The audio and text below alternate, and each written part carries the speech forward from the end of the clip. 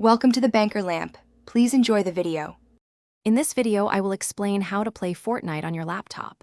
First, check your laptop specifications to ensure it meets the minimum requirements, such as having at least 8 GB of RAM and a dedicated graphics card.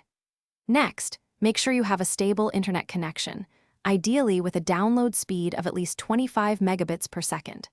Finally, download the Epic Games launcher from their official website to begin the installation process.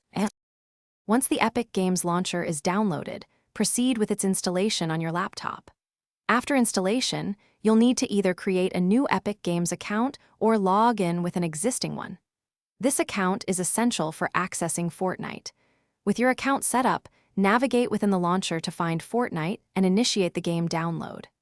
This process might take some time, depending on your internet speed and the game's current size, which is typically around 30 gigabytes.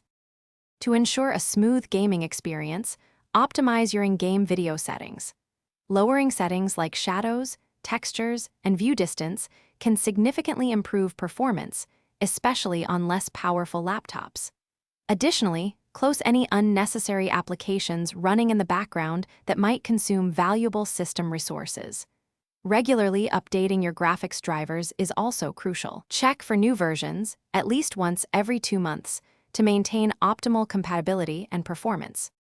Before jumping into a live match, take some time to familiarize yourself with Fortnite's keyboard and mouse controls. The game offers customizable keybinds, so feel free to adjust them for comfort.